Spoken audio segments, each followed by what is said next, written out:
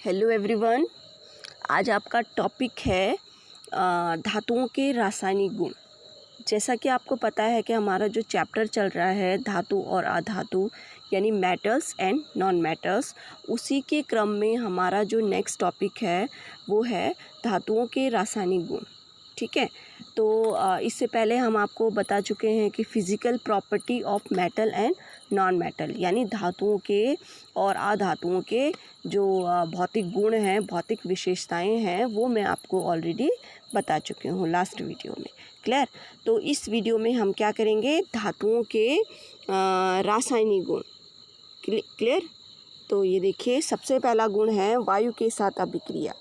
धातुओं का सबसे पहले क्या है, वायु के साथ अभिक्रिया। तो जैसे कि आपको यहाँ पर दिख रहा है कि धातुएं ऑक्सीजन के साथ अभिक्रिया करके धातु ऑक्साइड बनाती हैं।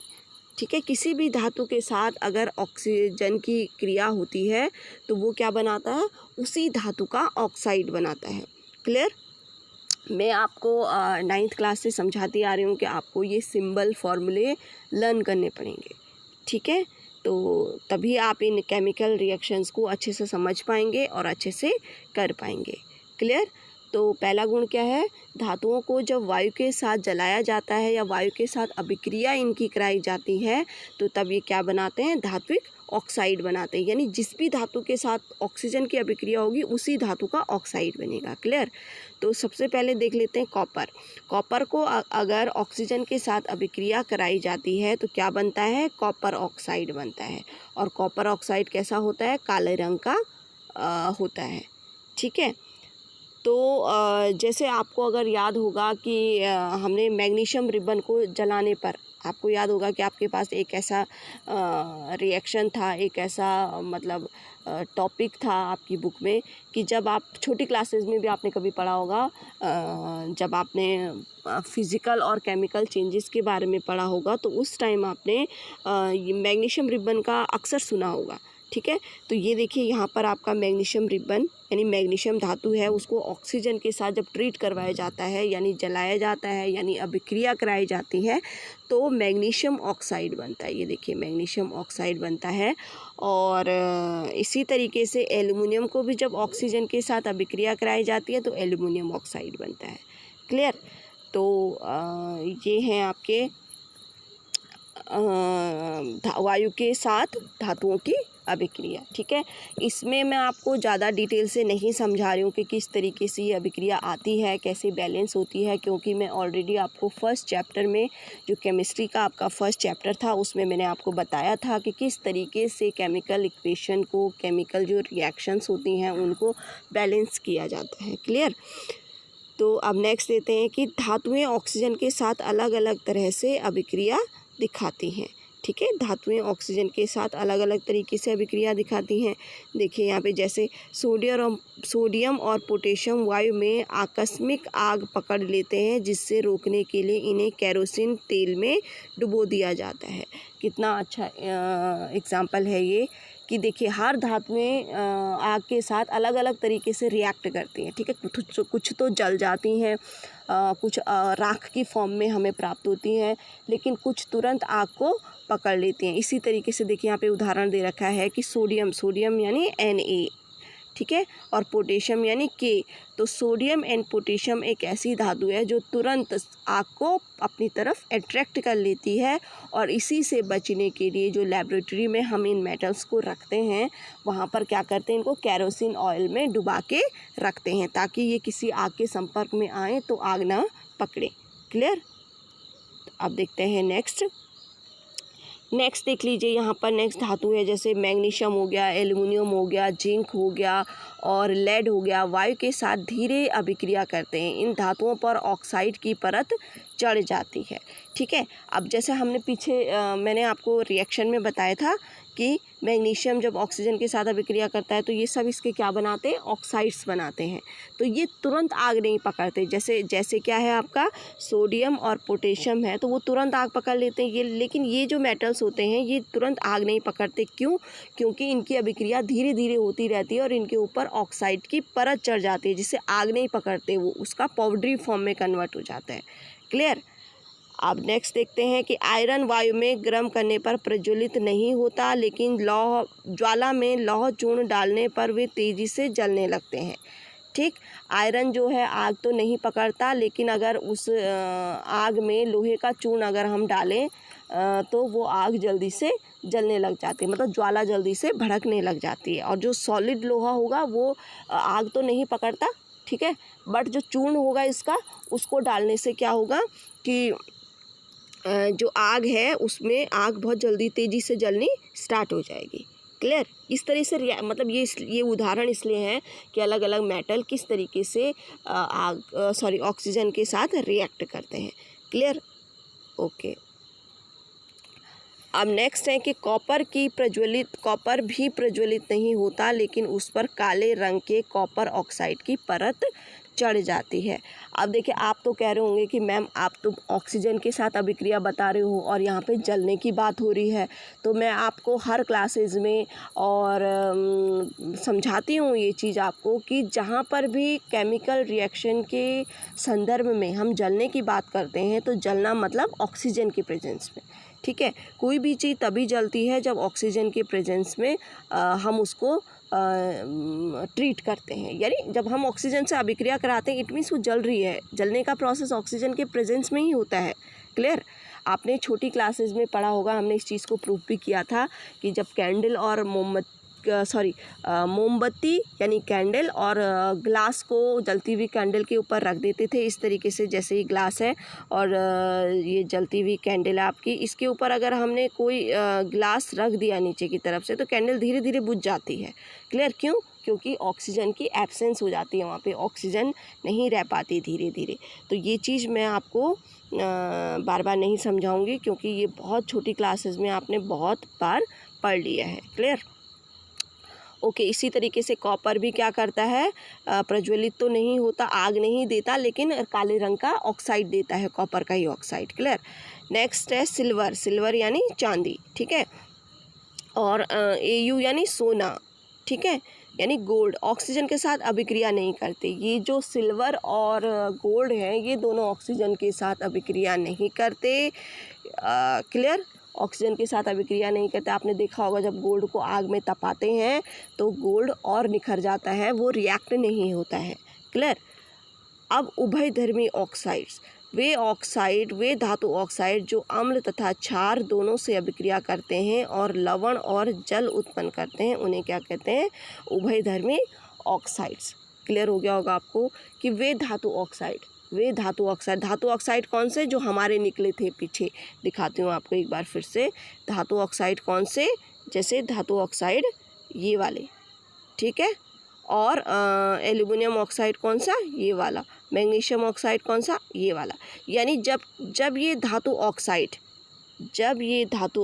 क्या होते हैं, जब ये धातु ऑक्साइड अम्ल और क्षार के साथ अभिक्रिया करते हैं, क्या करते हैं? अम्ल और क्षार के साथ अभिक्रिया करते हैं तो क्या बनाते हैं? लवण और जल दोनों बनाते हैं। तो इसी को क्या कहते हैं? उभयधर्मी रिएक्शन कहते हैं।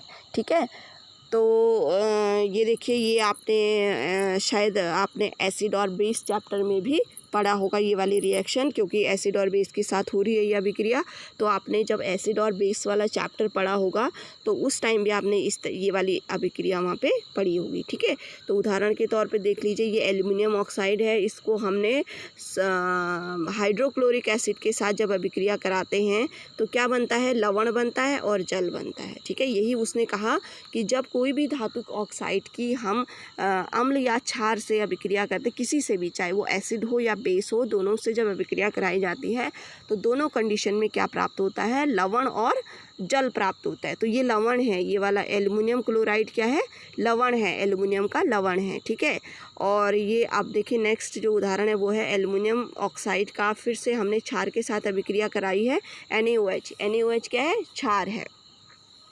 अब आप कैसे पहचानोगे ये एसिड है या बेस है? ठीक है, यानी लवण है या क्षार है, अम्ल है या क्षार है, ये हम एसिड और बेस चैप्टर में आपको ऑलरेडी समझा चुकी हूँ मैं। क्लियर? तो यहाँ पर भी देखिए, ये सोडियम एल्यूमिनेट क्या है? ये क्या है? एक लवण है और जल प्राप्त होता है हमें। क्लियर?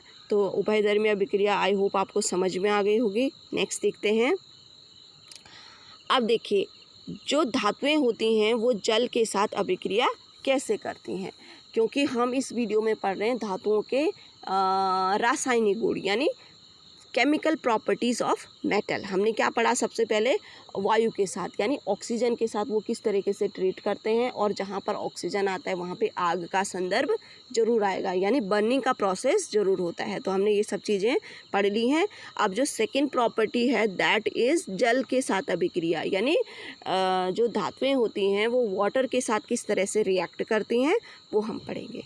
तो देखिए, जब किसी भी धातु को जल के साथ अभिक्रिया कराई जाती है तो क्या बनता है, धातु ऑक्साइड बनता है और हाइड्रोजन गैस रिलीज होती है।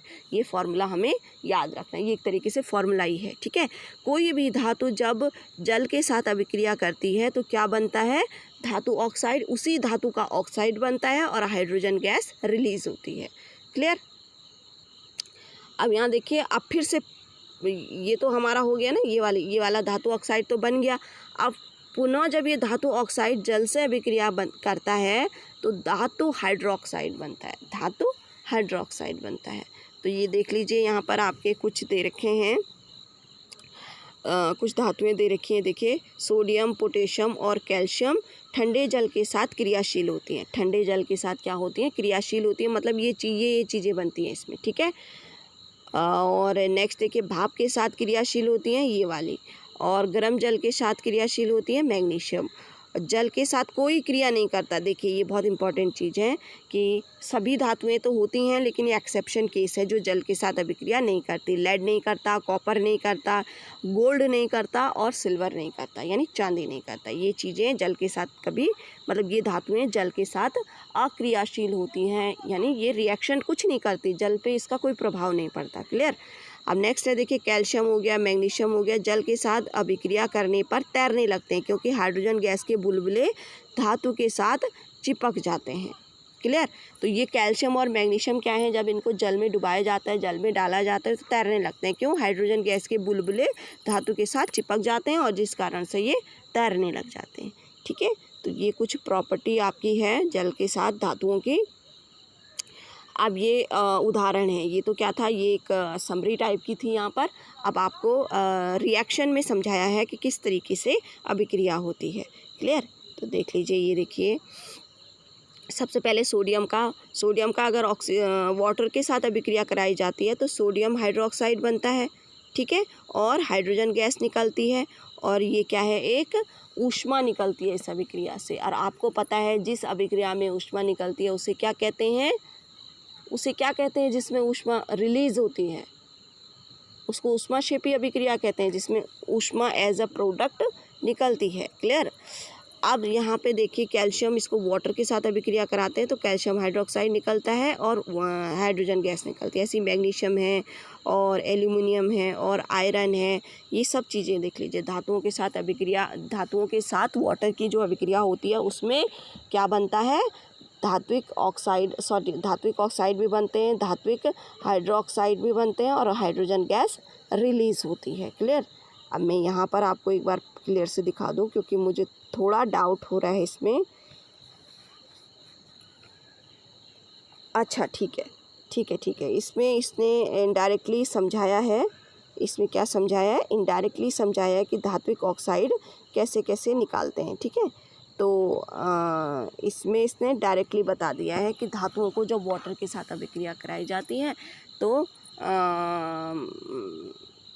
मतलब उसके बेस बनता है, एक तरीके से हाइड्रोक्साइड बनते हैं, ठीक है।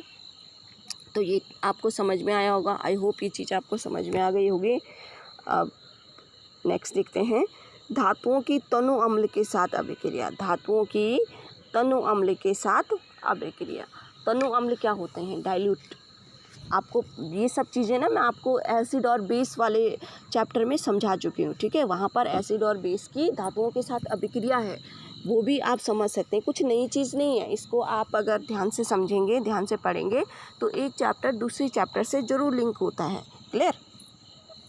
तो धातुओं की तनु अम्ल के साथ अभिक्रिया, तनु क्या होता है, तनु मतलब होता है डाइल्यूट, और डाइल्यूट का मतलब क्या होता है कि वो अम्ल जिसमें वाटर की क्वांटिटी बहुत कम होती है। यानी अगर मैं साधारण भाषा में बोलूँ तो डाइल्यूट का मतलब होता है स्ट्रॉन्ग एसिड। ठीक है, डाइल्यूट का मतलब क्या हुआ, स्ट्रॉन्ग एसिड। क्लियर। तो यही यहाँ पर हम कुछ डाइल्यूट एसिड के साथ यानी स्ट्रॉन्ग अम्ल के साथ धातुओं की अभिक्रिया करा रहे हैं तो क्या होता है, यानी धातुओं पर अगर एसिड से रिएक्शन कराई जाती है, एसिड के संपर्क में वो आती हैं तो क्या होता है। क्लियर। तो देखते हैं,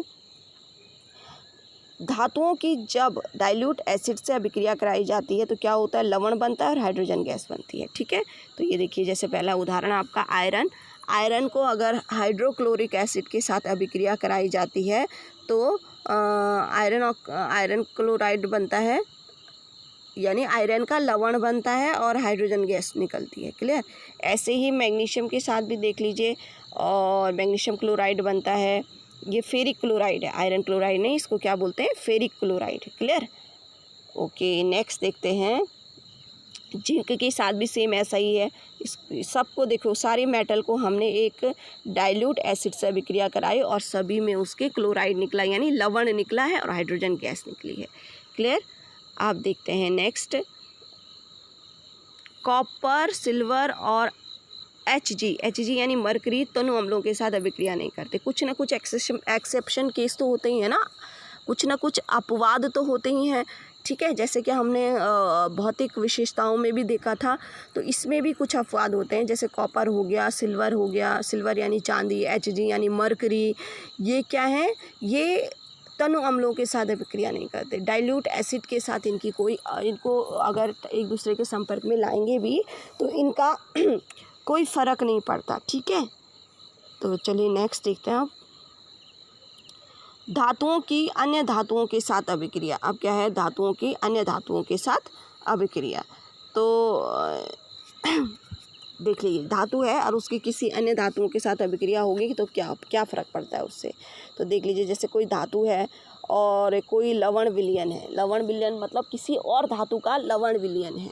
ठीक है, और फिर क्या निकलता है, देखियो, लवण विलयन और धातु अलग से निकल जाती है। मतलब इसको कहते हैं, आपने विस्थापन अभिक्रिया पढ़ी होगी, डिस्प्लेसमेंट अभिक्रिया। तो ये सारी वही हैं कि अगर कोई अति क्रियाशील धातु किसी कम क्रियाशील धातु के विलयन से अगर उसको हम अभिक्रिया कराते हैं तो जो अति क्रियाशील धातु होती है वो क्या करती है, उसके विलयन से हटा के अपने आप उस विलयन के साथ जुड़ जाती है और उसको अलग कर देती है। क्लियर। तो ये अभिक्रिया हमने पढ़ी थी ना पहले चैप्टर में पढ़ी थी या 9th में पढ़ी थी, आप देख लें इसको।